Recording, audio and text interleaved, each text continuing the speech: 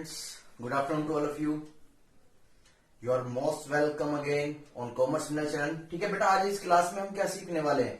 Last class में मैंने आपको पार्टनरशिप डीड के बारे में बताया था, उसका मीनिंग बताया था, पार्टनरशिप एक्ट बताया था 1932।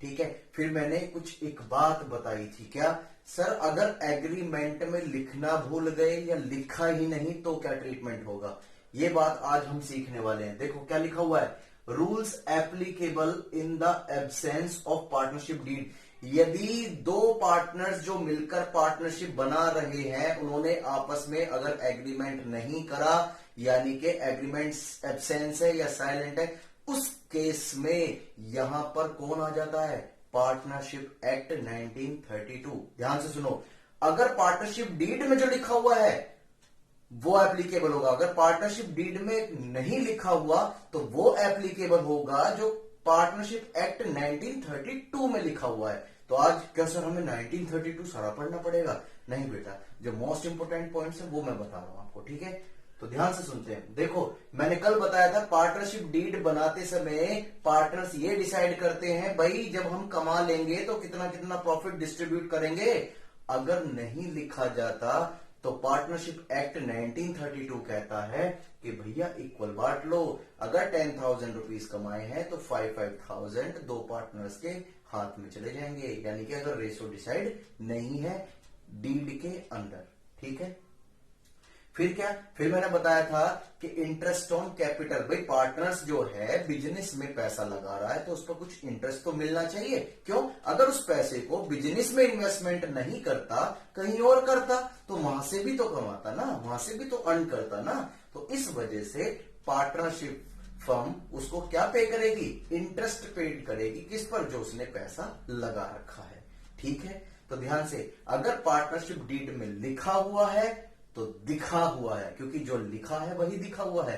ठीक है, अगर एब्सेंस है, पार्टनरशिप डीड में कुछ भी नहीं लिखा हुआ, फिर कौन आ जाएगा, पार्टनरशिप एक्ट 1932। और वो क्या कहता है, no interest on capital to be allowed to any partners, यानी कि कोई भी, सर टू एनी पार्टनर्स, ध्यान से पार्टनर्स भी बताऊंगा कौन कौन से, यानी कि किसी भी पार्टनर्स को कोई भी इंटरेस्ट पेड नहीं दिया जाएगा अगर पार्टनरशिप डीड में इंटरेस्ट और रेट का परसेंटेज डिसाइड नहीं है। क्लियर? फिर बात आती है इंटरेस्ट ऑन ड्रॉइंग। मैंने ड्रॉइंग क्या बताया था, जब कोई पार्टनर्स अपने पर्सनल यूज के लिए पार्टनरशिप फर्म में से पैसा निकाल लेगा तो वो उस पर पार्टनरशिप फर्म क्या चार्ज करेगी, पार्टनरशिप डीड, यानी कि क्या चार्ज करेगी, इंटरेस्ट ऑन ड्रॉइंग।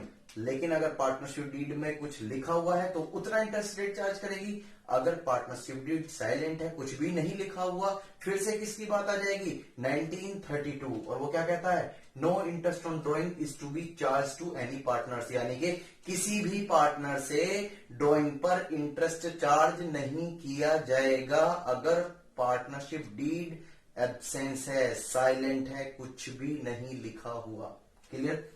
दूसरी बात, salary to commission to a partners. ध्यान से, no allowed to any partners, अगर पार्टनरशिप डीड में ये नहीं लिखा हुआ कि भैया सैलरी पे करनी है पार्टनर्स को, ये कमीशन, तो कुछ भी नहीं दिया जाएगा, क्योंकि पार्टनरशिप एक्ट 1932 यही बोलता है।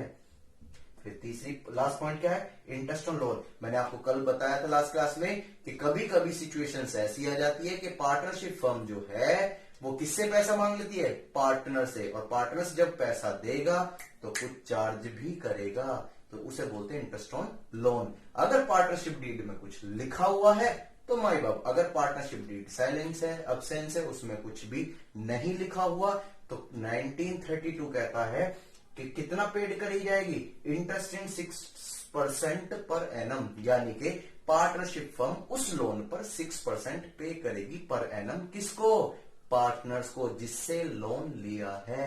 ये पॉइंट बहुत इंपॉर्टेंट है, एमसीक्यू पॉइंट ऑफ व्यू से भी ध्यान से नोट करो।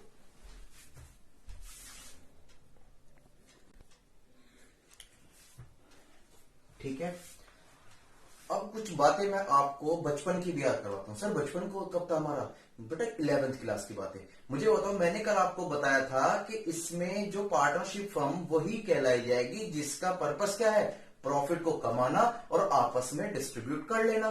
ठीक है, तो सर प्रॉफिट जब हम कमाते हैं। तो जब हमने 11th क्लास में पी एंड एल अकाउंट पढ़ा था तो वहां पर हमने प्रॉफिट कैलकुलेट करा था, क्या उस तरह से ही पार्टनरशिप में प्रॉफिट कैलकुलेट होगा। ध्यान से बेटा, सोल प्रोप्राइटर अलग होता है, पार्टनरशिप अलग होती है। मैंने कल बताया था this is the form of business, यानी कि आप बिजनेस को किस किस तरीके से कर सकते हो। अगर आप इंडिविजुअल हो, आपके साथ कोई भी नहीं है, तो आप ये फॉर्म अडॉप्ट करोगे, सोल प्रोप्राइटर, यानी कि अकेला मालिक। सोल का मतलब ओनली, केवल, यानी कि वही इंडिविजुअल। और पार्टनरशिप में एटलीस्ट कितने इंसान होते हैं, एटलीस्ट 2।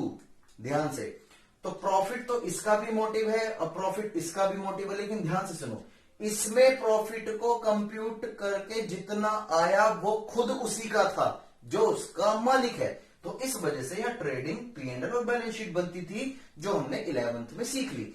लेकिन यहां पर जो प्रॉफिट कंप्यूट करा है वो अकेला एक इंसान का नहीं है, वो उन सभी लोगों का है जो एक पार्टनरशिप फर्म में पार्टनर्स है, यानी कि सबको प्रॉफिट बटेगा।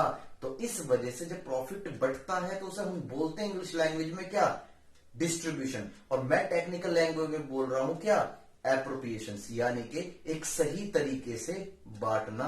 किसके बीच में, पार्टनर्स के बीच में। तो ध्यान से देखते हैं, पार्टनरशिप फर्म में क्या होगा, एक प्रॉफिट एंड लॉस एप्रोप्रिएशन। ध्यान से, एप्रोप्रिएशन का मतलब है एक सिस्टमेटिक मैनर में आपस में बांटना। Account is prepared to show the distribution of profit among partner as per the provision of partnership deed. जैसा डीड में लिखा है उसके हिसाब से। और अगर डीड साइलेंट है, अभी पढ़ा चुका हूं, तो अगर डीड साइलेंट है तो यहां पर कौन आ जाएगा, पार्टनरशिप एक्ट 1932। ठीक है। और इसका नेचर भी कौन सा होता है, नॉमिनल। क्यों, क्योंकि जो आपका पी एंड एल एप्रोप्रिएशन होता है उसमें इनकम भी आती है फर्म की और खर्चा भी आता है। इस वजह से वो किस नेचर का है, नॉमिनल नेचर का। और उसमें रूल्स वही चलेंगे, डेबिट और क्रेडिट वाले, यानी कि जो नॉमिनल नेचर्स के रूल्स हमने पढ़े थे 11th में भी। राइट डाउन करो से जल्दी से। फिर इसका एक परफॉर्मा सीखते हैं।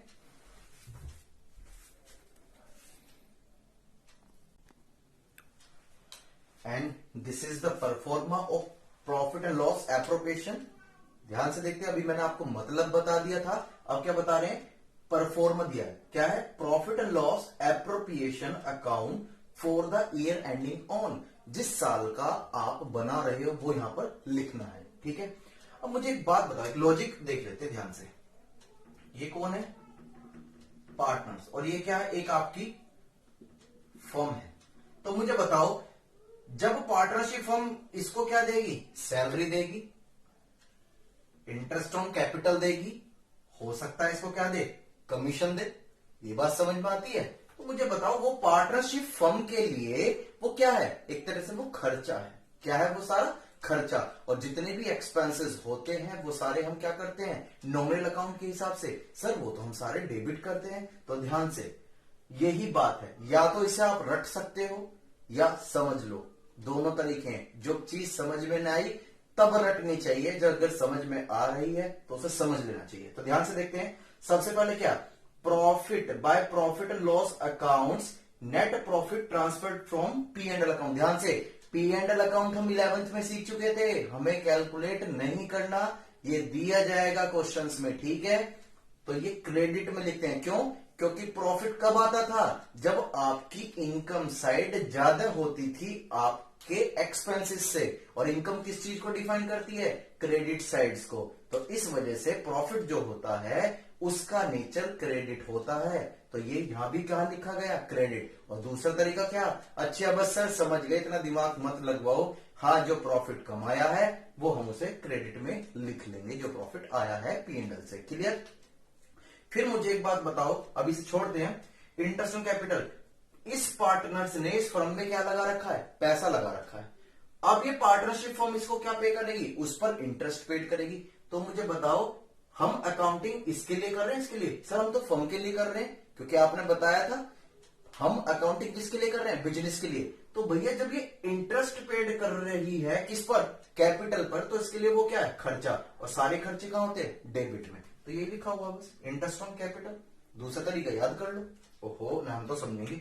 फिर ऐसी पार्टनरशिप फर्म में इसने काम किया, अब ये क्या पे करेगी उसे? सैलरी, क्योंकि भैया उसका टाइम खरीद लिया उसने, अब उसे क्या पे करी जाएगी? सैलरी। तो जब सैलरी दी जाएगी इसके लिए क्या, वो खर्चा, और सारे खर्चे कहां? डेबिट, तो लिख दिया। क्लियर? ऐसी कमीशन पे करा तो लिख दिया। कभी कभी ऐसा हो जाता है कि लो या क्वेश्चंस में ये स्पेसिफिक लिख दिया जाता है कि जो प्रॉफिट कमाया है इसमें से कुछ हिस्सा फ्यूचर के लिए बचा के रखो, यानी कि गुल्लक में जमा कर दो। और गुल्लक का नाम क्या है? रिजर्व। तो सीधी सी बात है, जब प्रॉफिट में से हम कुछ चीज हिस्सा निकालेंगे तो प्रॉफिट हमारा क्या हो जाएगा?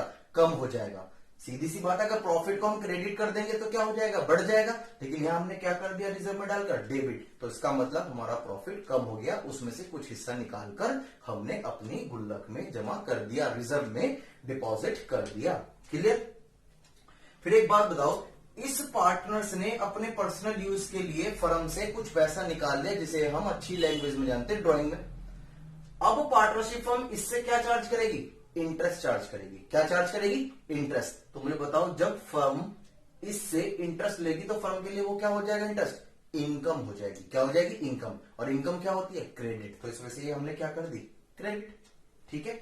अब जो भी हमने ऐड करा और ये क्या करा? लेस, इसमें से आया या तो प्रॉफिट आएगा और ये क्या आएगा? लॉस।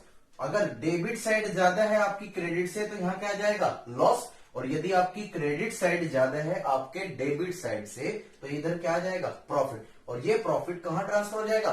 कैपिटल अकाउंट में। है सर, ये क्या होता है कैपिटल अकाउंट? अभी बताऊंगा। अब तक तो हमने सीखा किसके बारे में? जो फर्म के लिए तैयार कर रहे थे। लेकिन भैया जब पार्टनर्स ने पैसा लगा रखा है, उन्हें फर्म से क्या क्या मिला, क्या उन्हें और देना पड़ा, इसका रिकॉर्ड भी तो मेंटेन करना पड़ेगा ना। तो वो हमेशा कहां पर मेंटेन होता है? कैपिटल अकाउंट में। इसको राइट डाउन करो जल्दी से।